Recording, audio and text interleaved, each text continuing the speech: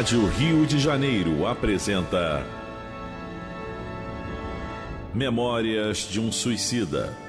Estudo da obra de Ivone do Amaral Pereira. Viver é a única opção. Valorize a vida. Apresentação: Berenice Lima.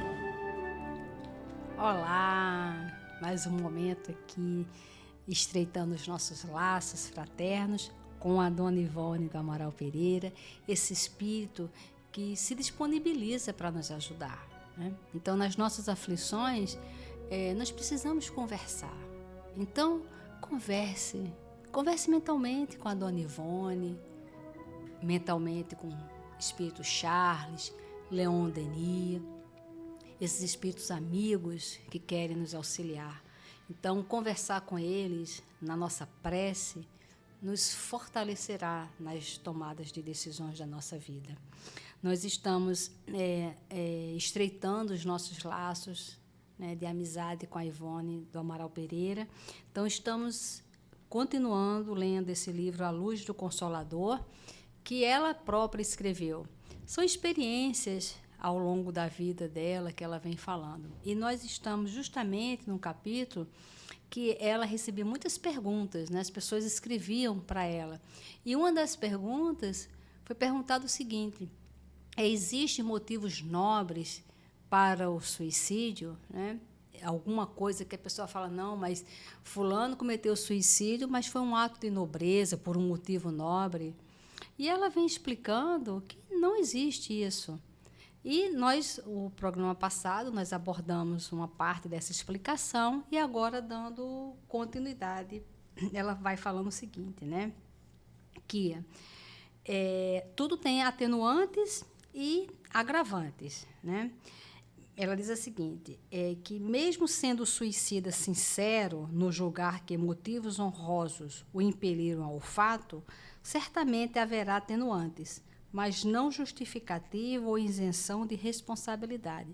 Mesmo que por ignorância, por cultura, né, por contexto de vida, a pessoa julgue que aquele ato é um ato nobre, como nós comentamos, por exemplo, no Japão, né, os samurais de cometer suicídio e tal, mesmo que a pessoa julgue que é um ato nobre, ela vai ter responsabilidade por aquele ato.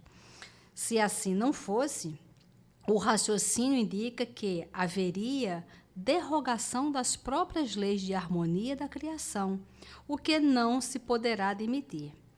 Quanto à misericórdia a que esse infrator teria direito como filho de Deus, não se trataria, certamente, de uma misericórdia especial. A misericórdia de Deus se estende tanto sobre esse suicida como sobre os demais, sem predileções nem protecionismo. Então, Deus é misericordioso, mesmo nos nossos erros mais graves. Onde é que entra a misericórdia de Deus?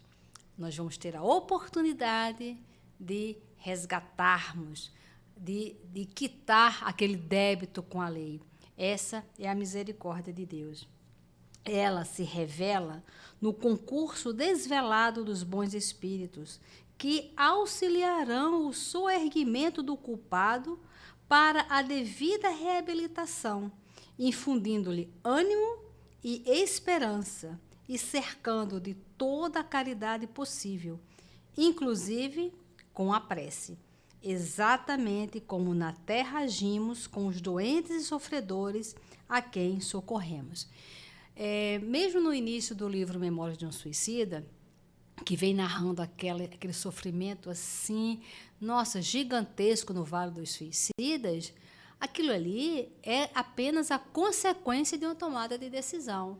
Mas todos terão a oportunidade de resgatar, de se levantar, de seguir, né? E as próprias reencarnações que nós vamos tendo, como no programa passado, uma pessoa que tem um ouvido maravilhoso e ela pega uma arma e dá um tiro na sua cabeça, ela danifica o aparelho. Então, é justo que ela, que tinha um aparelho bom, danificar, ela vem numa reencarnação sem aquele aparelho. para ela poder reconstruir um aparelho que ela mesma danificou. Então, isso é da lei, mas isso é misericórdia. Nós vamos ter sempre a oportunidade de refazer, reconstruir. Então, nós precisamos nos apropriarmos das leis de Deus para que a gente tenha ânimo de enfrentar as adversidades, de enfrentar os nossos medos, de enfrentar as nossas culpas, de enfrentar tanta coisa que acontece à nossa volta. E se a gente parar para pensar, nós veremos que grande parte do nosso sofrimento está ligado às coisas materiais. E aí, na hora que a gente compreender o objetivo da reencarnação, que a gente começar a dar o valor das coisas materiais e as coisas espirituais, na hora que a gente entende sobre isso, com a visão de futuro, vamos tomando as nossas decisões, nós vamos viver bem melhor e vamos desencarnar bem melhor também.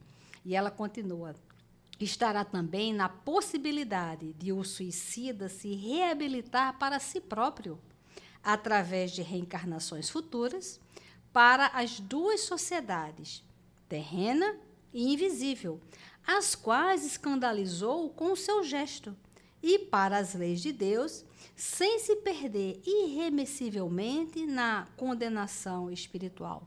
Então, não é uma condenação eterna, né? Agora vai ter que reparar aquele mal. Principalmente, né, nós, quando queremos cometer o suicídio, nós não pensamos nas pessoas que nos amam, no sofrimento que nós vamos causar nas pessoas, a decepção que nós vamos causar nas pessoas, o entristecimento, às vezes muito grande, né, por um ato de egoísta. E, às vezes, nós não pensamos dessa forma. Então, estudar a doutrina é fazer com que a gente entenda todo esse processo. E ela continua: de qualquer forma, com atenuantes ou agravantes, o de que nenhum suicida se isentará da reparação do ato que praticou com o desrespeito às leis da criação, e uma nova existência o aguardará, certamente em condições mais precárias do que aquela que destruiu a si mesmo, provando a honra espiritual que infligira. O suicídio é rodeado de complexos e sutilezas imprevisíveis, contornado por situações e consequências delicadíssimas que variam de grau e intensidade diante das circunstâncias. Então, cada caso é um caso. E tudo é levado em consideração, né? Todas as nossas decisões da nossa vida é isso. O estilo de morte também, cada um desencarna, o momento da passagem, mesmo sem ser o suicídio, cada caso é um caso, não existe uma determinação, né? Então, o mais importante é a gente se fixar nessa orientação que ela dá. O suicídio é rodeado de complexos e sutilezas imprevisíveis. E aí ela continua: as leis de Deus são profundas e sábias, requerendo de nós outros o máximo equilíbrio para estudá-las e aprendê-las sem alterá-las com os nossos gostos e paixões. Ou seja, não tem jeitinho. A lei de Deus, ela é na sua essência, não tem como tapear, não tem como criar argumentos, não tem como fingir, né? Assim sendo, que fique bem esclarecidos que nenhum motivo neste mundo será bastante honroso para justificar o suicídio diante das leis de Deus. O suicida é que poderá ser sincero ao supor tal coisa, daí advindo então atenuantes a seu favor. O melhor mesmo é seguirmos os conselhos dos próprios suicidas, que se comunicam com os médiuns. E aí, mesmo antes desse livro Memórias de um Suicida, no livro Céu e Inferno, né, que é um dos livros da base da doutrina espírita, já vem ali alguns casos dos espíritas contando como é que foi. Ou seja, esclarecendo e incentivando que não existe nenhum motivo para isso, né? Então, nós temos essas informações. E mesmo de formas assim diretas, todas as outras religiões têm até uma determinada punição, né? A própria religião, quando fala, olha, quem comete suicídio não tem direito a receber missa, não pode ser enterrado no túmulo da família, não pode ser enterrado dentro do cemitério comum. Isso, como a lei de Deus está na nossa consciência, essas leis dos homens ligadas às questões da religiosidade já determina para que a pessoa pense, poxa, é isso mesmo que eu vou querer? Essa desonra, digamos assim, religiosa, isso já são mecanismos para que a gente pare e pense nessas consequências.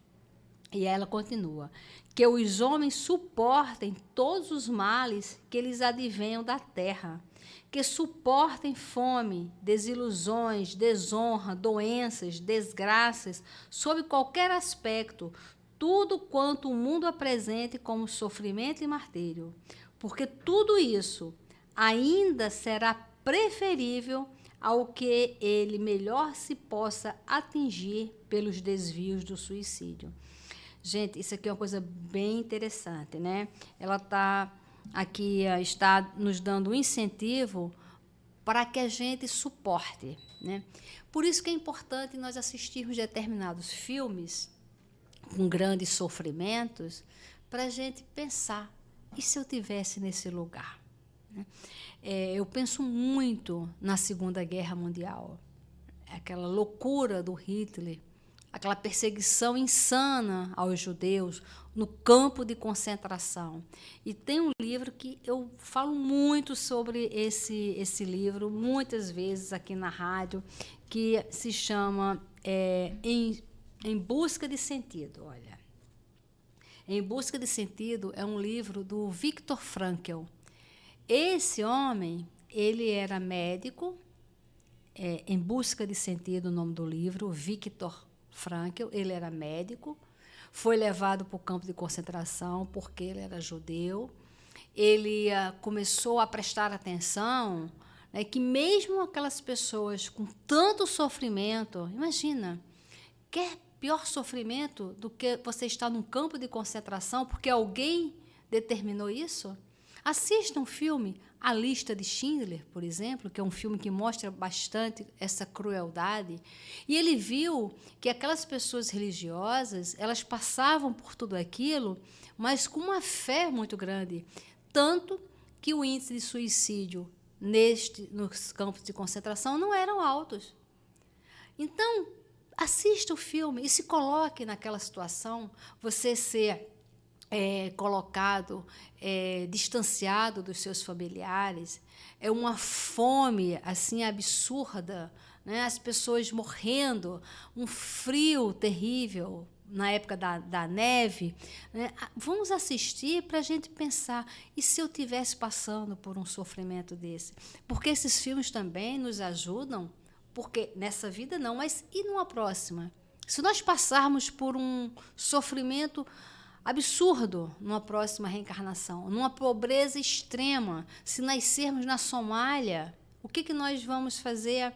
Porque muitas vezes nós estamos aqui reencarnados no Brasil e não valorizamos a praia que nós temos, o sol que nós temos, a natureza que nós temos, a família que nós temos, e reclamamos. Então, se a gente reclama muito, é porque não está satisfeito, então vem uma outra opção para a gente. Tem um outro filme também que se chama, eu não me lembro se é A Bela Mentira ou Uma Boa Mentira. É um desses dois, ou é A Bela Mentira ou Uma Boa Mentira, que fala sobre a guerra civil na África.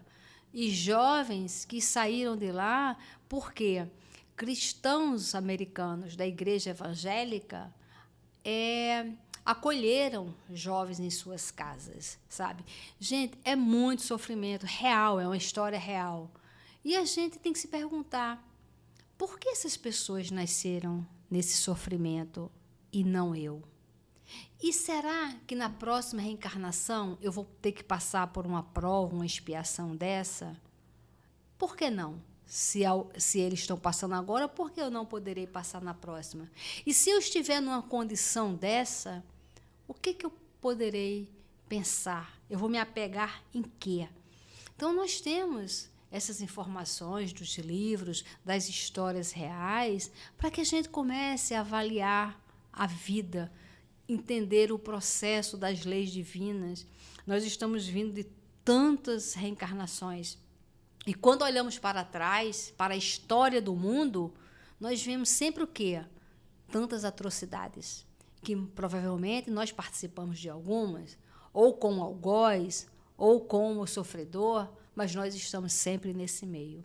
Então, nós precisamos, isso aqui, olha, que ela fala, aguentar, né? Suportar esses males, qualquer mal que venha da terra, que suportem a fome, a desilusão, a desonra, a doença, a desgraça, sobre qualquer aspecto, tudo quanto o mundo apresente como sofrimento e martírio, porque tudo isso ainda será preferível ao que de melhor se possa atingir pelos desvios do suicídio. E eles, os espíritos suicidas, são realmente os mais credenciados para tratar do assunto. Então, a Ivone, ela faz essa campanha, e ela que já foi uma suicida, né? Cometeu suicídio em algumas reencarnações e passou por esse sofrimento, e vem aí nos dar essa alerta. E agora ela entra num capítulo que ela coloca o título de Aos Jovens Espíritas, né? Que nós precisamos convidar esses jovens, nós precisamos fazer um trabalho de educação com esses jovens, que isso inicia nas crianças, né? Nós precisamos semear nas crianças para, quando forem jovens, já estar com um campo bastante fértil.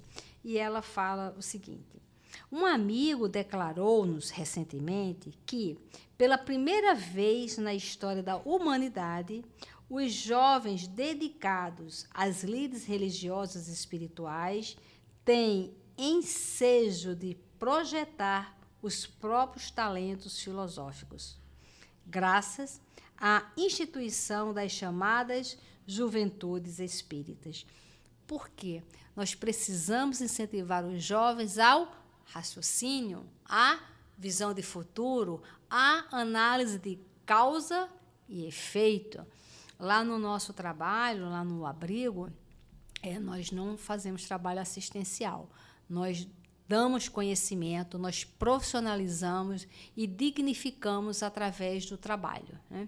Então, os jovens, as crianças, nós temos um sistema lá de pontos, que eu já expliquei aqui, então que a criança ela tem que ter a responsabilidade, ela tem que ter o método de raciocínio. Então, por exemplo, criança não gosta de escovar dentes, livre-arbítrio, ela escova os dentes se ela quiser, livre-arbítrio. Mas, para cada ação, tem uma reação, tem uma consequência. Ela pode não escovar os dentes, mas ela vai ter uma consequência. Ela vai perder pontos.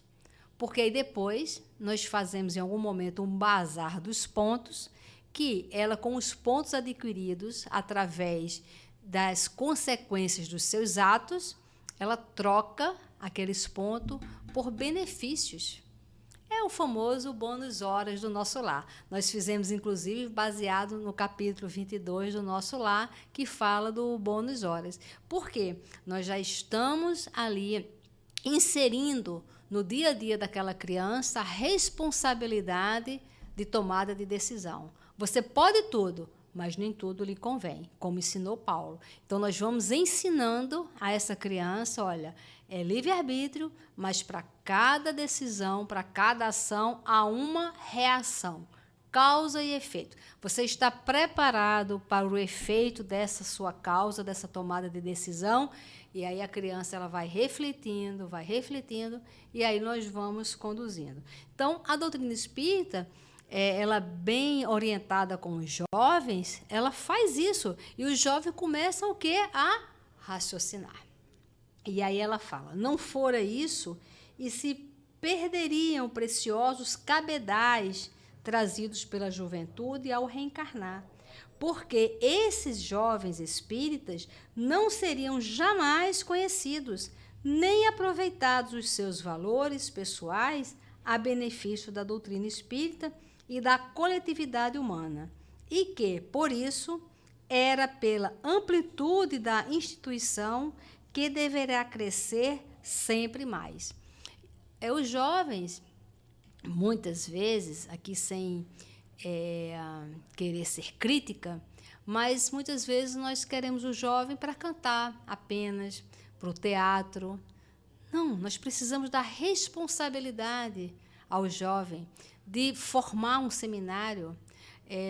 Lá é assim, o mais velho dá aula para os mais jovens. Os adolescentes, a evangelização dos mais novos, ele prepara. Uma turminha prepara a aula para dar para a turminha do lado. Porque isso, eles vão pensando, como é que eu vou passar essa informação? Qual vai ser a melhor maneira de se absorver essa informação, essa orientação do Cristo? E aí sim, é nessa formulação de repassar a ideia que aí vai acontecer isso aqui, olha. Nós vamos o quê? Incentivar ao raciocínio, a uma mente filosófica. Isso é que é uma coisa bem interessante. Outro dia, uma criança chegou lá com um parente, e era uma mulher, e estava muito quente, e ela estava com a blusa assim, ela arregaçou a blusa, estava com a barriga toda de fora, né? Aí, quando ela chegou para vir buscar a criança foi lá e baixou a blusa dela e falou assim, olha, aqui funciona diferente. Isso foi uma criança de 4 anos, de 5 anos. Aqui funciona diferente. Eu escutei e chamei, eu falei, por que você falou que funciona diferente? Não, tem que respeitar. Eu falei, respeitar o quê? Respeitar o corpo. Então, cada um respeitando o seu próprio corpo. Não é por uma questão apenas de moralismo, mas aí você vai ensinando a criança essa moral íntima. Olha, eu preciso preservar o meu corpo. Eu preciso tomar conta do meu corpo. E não apenas o moralismo.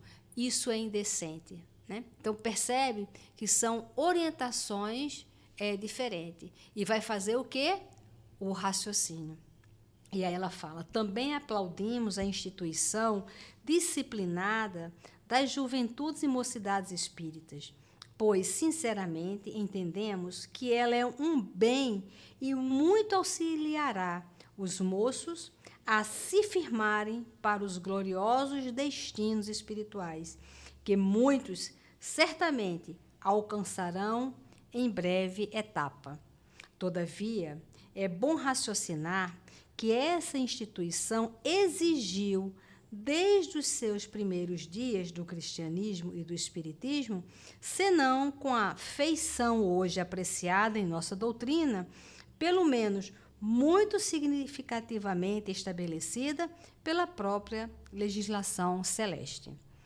Partindo do cristianismo, observaremos que o seu fundador, Jesus de Nazaré, ao ser crucificado, era um jovem que contaria 33 anos de idade, talvez menos, segundo os fundamentos históricos de ilustres investigadores e historiadores. Igualmente jovem seria João Batista, o seu grande precursor, cuja idade orçaria pela do Mestre.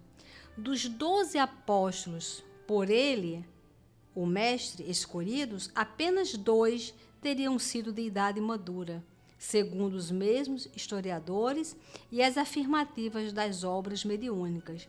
Simão, o Zelote, e Tiago, filho de Alfeu, porque o próprio Simão Bar-Jonas, o Pedro, seria homem de apenas 40 anos de idade por ocasião da morte do Mestre, segundo os mesmos historiadores e a observação em torno dos evangelhos e dos Atos dos Apóstolos.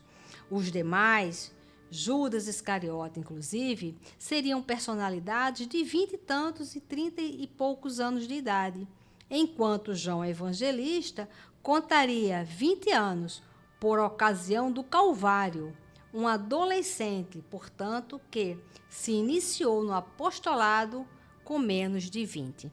Então, que fiquemos muito atentos aos nossos jovens, trazendo esses jovens para perto de nós, semeando e mostrando o futuro sempre.